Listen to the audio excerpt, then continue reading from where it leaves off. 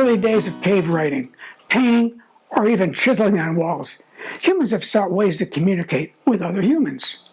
From the days of papyrus to leather scrolls to later handwritings on paper, a visual aspect was always achieved. When writing on papyrus, for example, writers used black ink, mostly, but red to highlight some aspect or to catch the reader's eyes.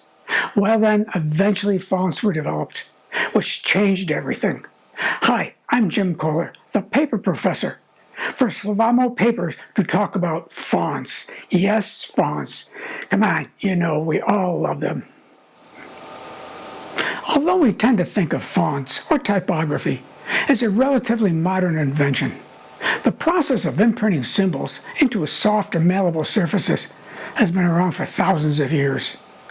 We can actually find examples in ancient Mesopotamia, where clay cylinder seals were engraved with financial transactions, official signatures, and other legal items such as, you wouldn't believe it, protection devices. While in essence, you can call any letter or symbol written by a human typography.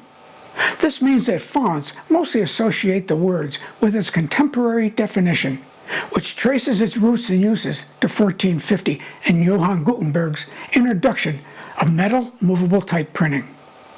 Questions. What transforms a letter into a unique and instantaneous recognizable sign? Can we identify common elements that are shared by all styles of lettering?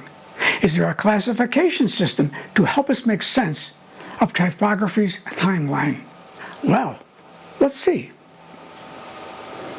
You know, I've always been fascinated by type and typography as the central pillars of communication, rather than merely as part of a design toolkit, which I think a lot of people think today. With our iPads, computers, and other digital devices, we have thousands of typefaces to use.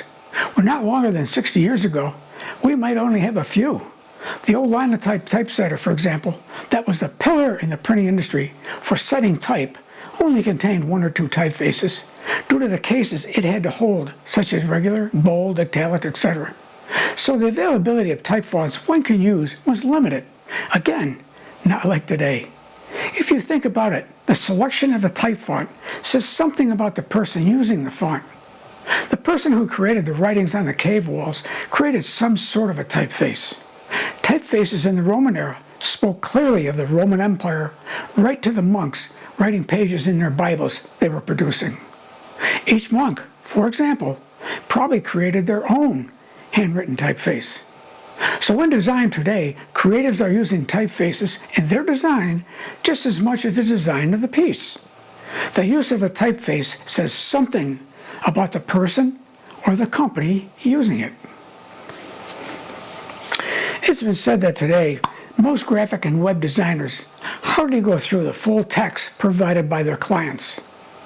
The majority of them just simply copy and paste the content from a text file.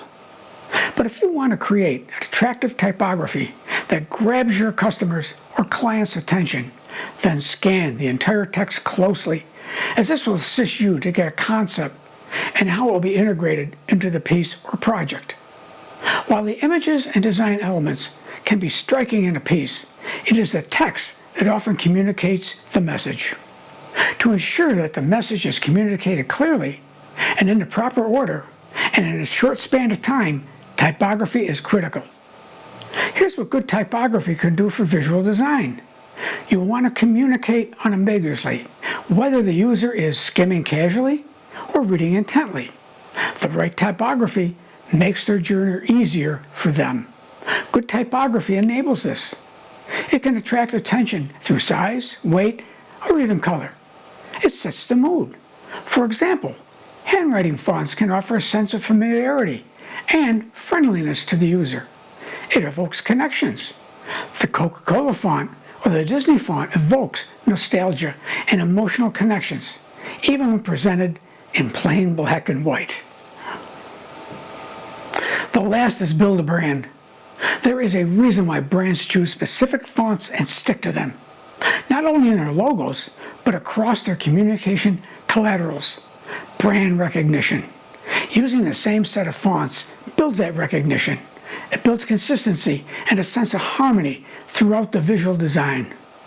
As a result, users get the same brand experience wherever they go. Think of the New Yorker magazine, for example. The last is influence decisions. Typography plays a crucial role in influencing such decisions. For instance, using highlights to show a limited time offer, it conveys urgency, influencing the user to take action. Red fonts that can be used to warn people about taking undesirable or immediate actions. Today, believe it or not, die-hard fans of Apple still talk about the designer who designed the type font for Apple's new OS X operating system when it was first launched. Typefaces, in most cases, are created by type foundries. Why a foundry? Well, the term harkens back to the origins of typesetting when individual letters were cast in metal. Now, of course, fonts are digitally created for print and online use. But the foundry is here to stay. Foundries today don't make metal type in most cases, but create fonts in digital form. In the early days of metal type, the individual fonts were kept in a case. Today, you can buy these cases many times at yard sales or antique shops. The case shown is known as the California Job Case. Why? Well, up until the time of the gold rush, type cases were not standardized. But when the gold rush came, type cases became more standardized for the long trip to California, as well packed in covered wagons, so space was at a premium. Hence, the California Job Case was born. The case was arranged by a lower and upper case. The type bins were arranged by how much a letter was used in the English language. For example, the letter E was stored in a large bin, but the letter Z in a small bin. This is because the letter E is used much more than the letter Z in the English language. Each case held one typeface. So, if you're curious about which fonts will be popular in the upcoming year or two, so you can be part of the zeitgeist or even buck the trend, it's predicted that in addition to the exciting work of new independent type foundries, these three factors will shape the future of typography in the short term and even maybe in the long term as well. The first factor is it's easier than ever for hyperlocal fonts to go global. Historically, typography has been centered on the Latin writing system for the English language, but that has been rapidly shifting as more designers take on the creative challenges of working with script systems like Cyrillic, Arabic, Greek, and Chinese. The imperative is to create a font that not only communicates in a given language, but speaks to a particular culture, and founders have been rising to the challenge. At the same time, our global connectiveness means that these fonts are available all over the world and are part of an increasingly multicultural typography scene. The second trend is that we have centuries of rich type history to call upon.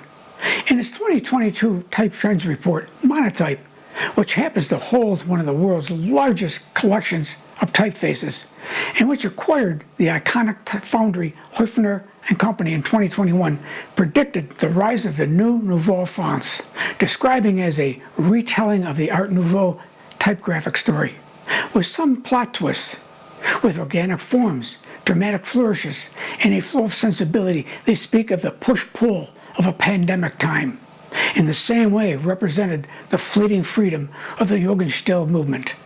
We predict that the new Nouveau font trend will be just one example of a historical touchpoint bubbling to the surface this year. The third and last trend is that designers are making good use of all the extras you get today. Practically every font comes with at least a few extra glyphs, ligatures, or alternates, all of which help designers add visual interest and differentiation, especially for display type.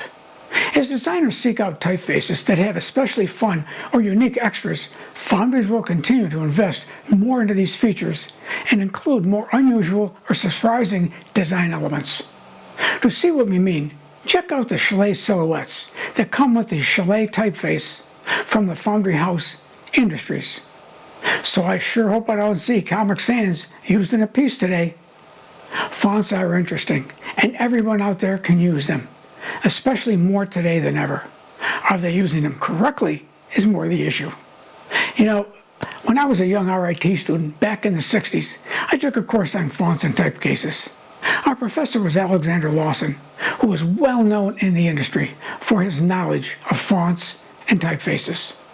We were all assigned a typecase to work with for the year. You never knew when, but he would. But at some point, he'd dump the entire case on the ground, spilling all the metal type. The professor wanted to see how fast you could put back all the type into the designed bins correctly.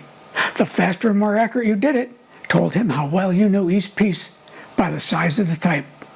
Glad we don't have to do that today.